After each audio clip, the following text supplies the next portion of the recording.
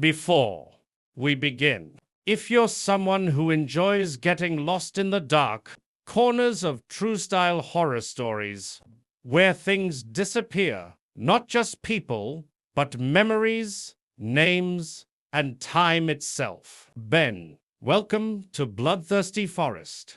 We release new chilling stories every week, each one darker than the last.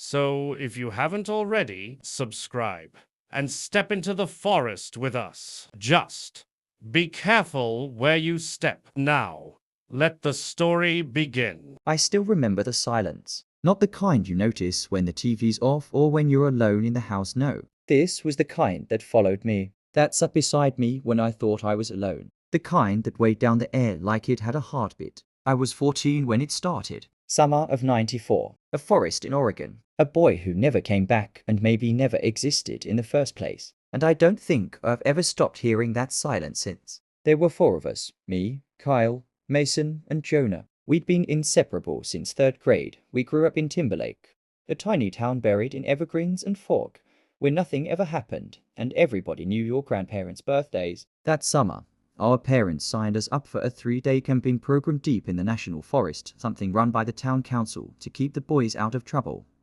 They called it Camp Green Hollow, which made it sound a lot nicer than it was.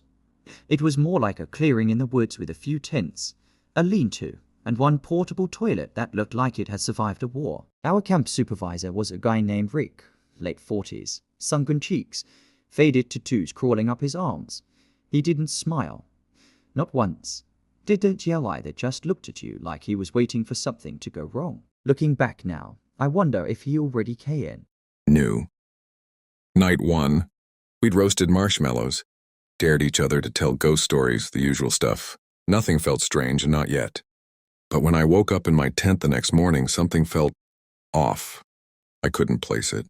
The air felt too still, the forest too quiet, like everything had paused, like the trees were waiting for something to happen. And then I realized Jonah was gone. We thought maybe he'd wandered off to pee or went to wash up. We searched for over an hour before Rick finally said he'd radio the park rangers. But I remember the look on his face, like he already knew the kid was gone. Like this wasn't the first time. We didn't pack up. Rick told us to stay put, that help would come. But no one showed up that day, or the next. That second night I couldn't sleep. Every sound outside the tent sounded like a breath, a step, a whisper I couldn't quite hear. Then around 2 a.m. I saw someone standing between the trees. Just standing, not moving. At first I thought it was Jonah, but the silhouette was wrong. Too tall, shoulders too narrow. And even in the dark I could see it was facing the wrong way. Not toward us, not away. Sideways, as if it was staring at something only it could see. By dawn it was gone. I didn't say anything to the others. I didn't need to. I could see in their faces they'd seen it too. And then just like that, Jonah came back. He walked into camp that morning barefoot, scratched up like he'd just climbed out of a ditch. Rick didn't even look surprised. He just nodded once and told Jonah to get some food and rest. We asked Jonah where he'd been. He blinked like the question didn't make sense. He said, "I was right here, I never left." But something was wrong with him. He didn't laugh, didn't joke, barely spoke, just stared off into the woods every so often, like he was listening for something. Later that night, I heard him talking in his sleep.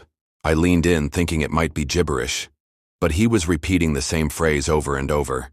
They took the name, they took the name, they took the name. We left the next morning. Rick didn't say goodbye, just gave us this long stare like he was memorizing our faces, like he wasn't sure he'd see us again, or maybe he knew he wouldn't want to. We got home and everything went back to normal, or almost everything, because 3 days later, Mason forgot Jonah's name. Not as a joke, he literally forgot Jonah existed. He looked at an old class photo and pointed at him and said, "Who's that kid? He looks familiar." I thought he was messing with us, but Kyle said the same thing. And then my mom. And then our teacher. Jonah was there. At school. In our neighborhood. In our yearbooks. But no one remembered him. No one but me. I asked Jonah about it. He looked at me for a long time and said, "Maybe that's what they do.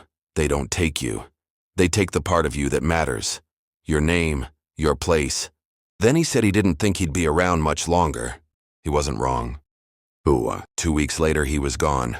No body, no missing persons report, no news articles. Even his house was gone like it had never been there. Just a patch of land behind an empty lot where I swore there had been a driveway. When I told my mom, she said, "You've always had an active imagination." But I remember Jonah. I remember everything. Ooh, the years went by. I moved away, got a job, had a life. But sometimes when I walk through certain places, like wooded trails or behind buildings where it's too quiet, I hear that silence again, that breath behind me, and I think about Jonah. Ooh, last week I went back to Timberlake, just for the weekend, just to prove to myself that I'd made it all up. But when I walked by the old school, I saw a bulletin board. Missing Mason Rivera, age 36, and beneath it, another flyer. Missing Kyle Thompson, last seen near Green Hollow. I stared at it for a long time. Then I looked down and saw the dirt beneath my feet. And it wasn't dirt, it was ash. Ooh, I think it's my turn now. They waited. They let me tell the story. And now that I've told it, now that you've heard it, maybe they'll take me next. Or maybe they'll take you. Because that silence, it's not following me anymore.